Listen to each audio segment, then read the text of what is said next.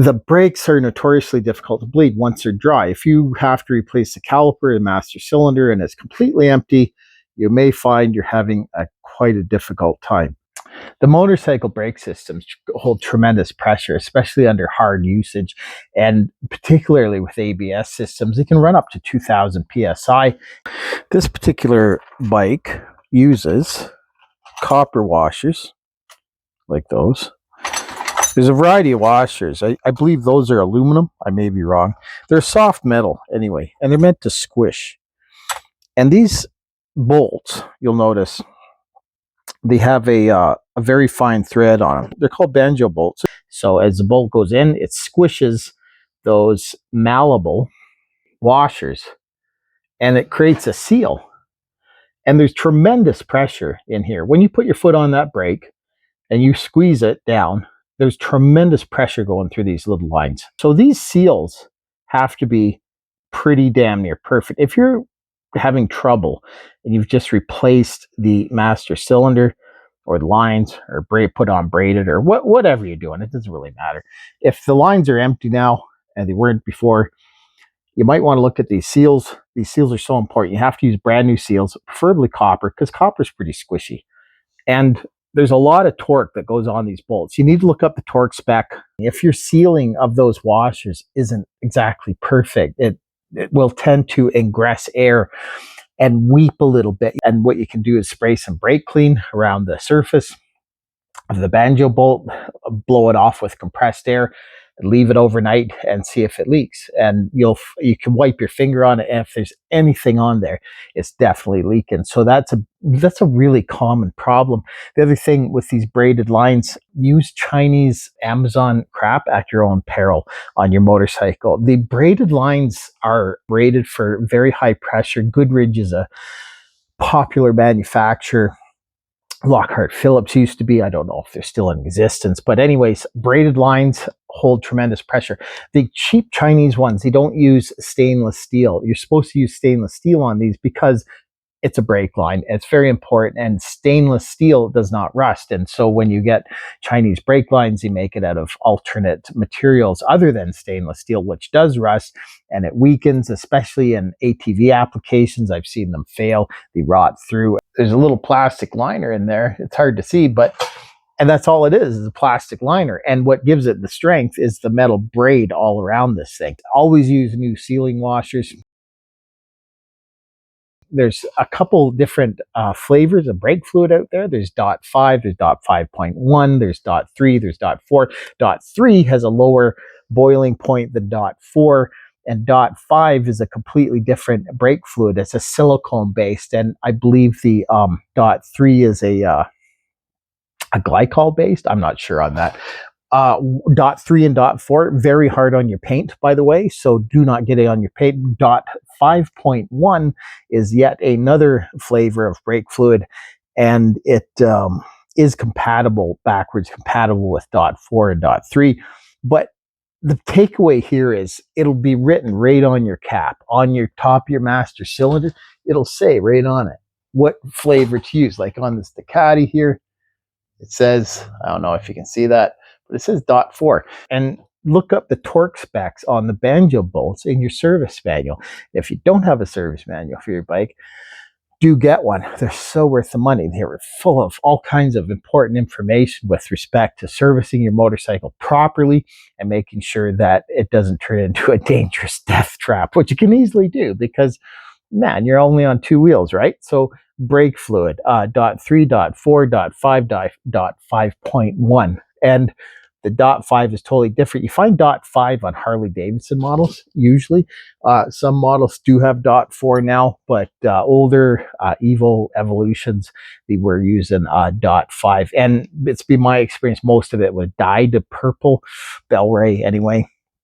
Bel-Ray brand. But anyways, .3, .4 is the common motorcycle usage, and .3 is more used in automotive purposes. And the reason they use .4 because it has a higher boiling point, and so that when you're hammering on the brakes going down a mountain road at 140, and you got to hammer on those brakes to go around the hairpin. Well, there's a lot of heat buildup because the rotors are wafer thin and the calipers are so small. It doesn't take long to heat them up, like tremendously. There's not a lot of metal material to absorb the heat that's rapidly increasing in your rotor. And so that's the deal with that. That's why they use .4 in motorcycles generally instead of .3 as in the common automotive world. And you'll find it in like a .3 is in, I don't know, pickup trucks and this sort of thing, where the braking isn't really high performance. So motorcycle is very high performance, hard on the brakes, and it builds up the heat, and you really need to dissipate that heat. Clutch fluids, same thing. There's a few exceptions out there. KTM, I believe some models use mineral oil for the clutch. So weird stuff like that. Again, it's always written on the cap what to use.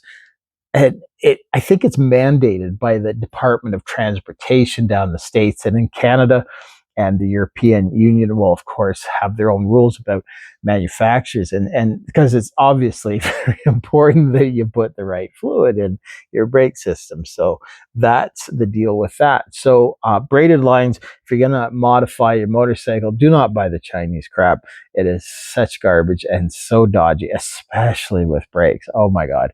I see guys do it all the time. They buy those crappy levers, and they're just, made of substandard aluminum material. They don't have the strength, and man, it's your brake lever, right? So brake lines, levers, all that stuff. You just buy OEM with that stuff, pull out the money and spend it. I know it's sometimes painful, but man, the brakes are so important, obviously, on a motorcycle. So that's the deal with that. Older Ducati, 2000 something or another, around 2000 marks, 1000cc. Older Ducati, Desmodronic drive, air-cooled, dry clutch, etc., etc. Single-sided swing arm, very sexy looking bike. It's a Italian Art Deco, nice engineering sort of thing. Sort of stands out on that regard for sure. However, the one thing it has in common, intensely difficult bleeding of the brakes once they're dry. And that's what it has in common with every other motorcycle in here.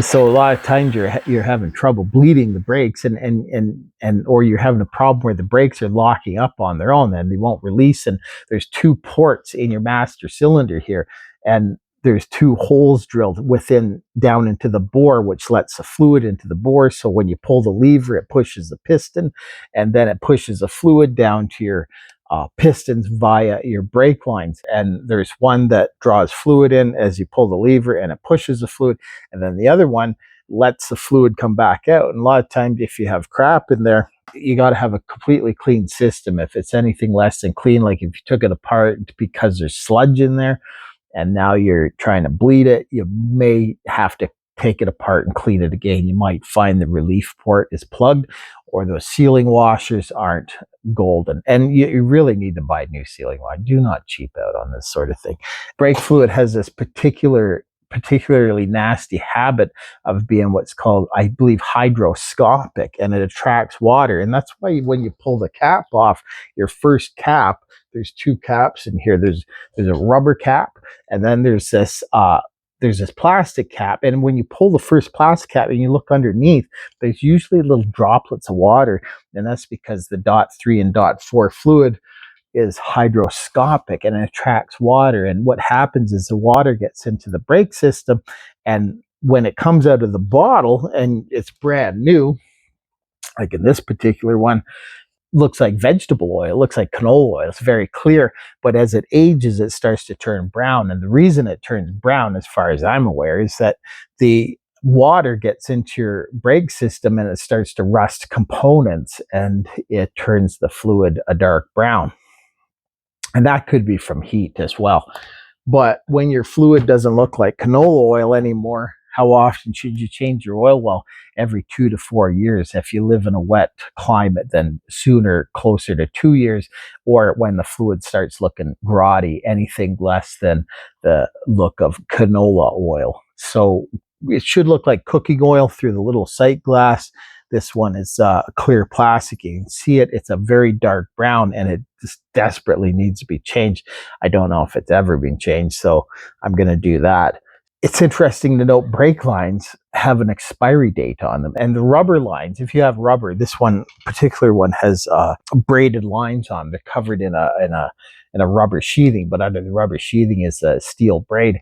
But rubber lines are also braided, but not with steel. And so if you look closely on some Japanese bikes, they'll have a date on it, and the date is usually the date of the motorcycle. And I've seen them 40 years old, and nobody changes them. But the recommended interval for changing brake lines is every 4 years, I believe, according to the service manual.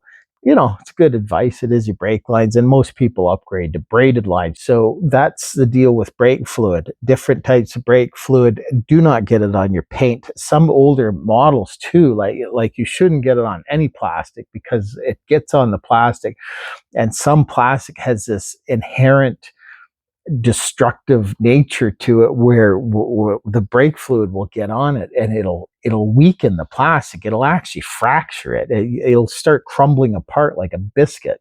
It's so crazy. You get fluid on there, not only does it destroy the paint, but it destroys the plastic as well. So brake fluid, be very wary of getting it anywhere on your motorcycle. If you get it on your bike, have some soap and water, a bucket there, and a sponge, and immediately wash it off, because it can do some ugly damage to the aesthetic value of your motorcycle for sure. So anyways, that's the deal with motorcycle. If you're having a problem bleeding these and they're totally empty, they are a bear to bleed sometimes, and sometimes a vacuum pump. You get a little handheld vacuum pump that works wonders if it's a real bear to do. And do not cheap out Chinese stuff. I can't stress enough. Just avoid it like the plague. It's just such a false economy. The Chinese stuff on Amazon and Temu and eBay, forget it, man. Just buy the OEM stuff, or get good quality brake lines from a known good supplier like Goodrich. I think they still make brake lines, but yeah. Anyways, that's the deal with that. A little spendy for sure, but it is what it is, man. Nobody buys a Ducati to save money. That's for sure. Anyways, hope that helped. It's a little insight with doing brakes, done thousands of them. And yeah, that's been my experience. So anyways, take care out there, ride safe, and have a good night, morning, afternoon, wherever you are in the world. Take care. Bye for now.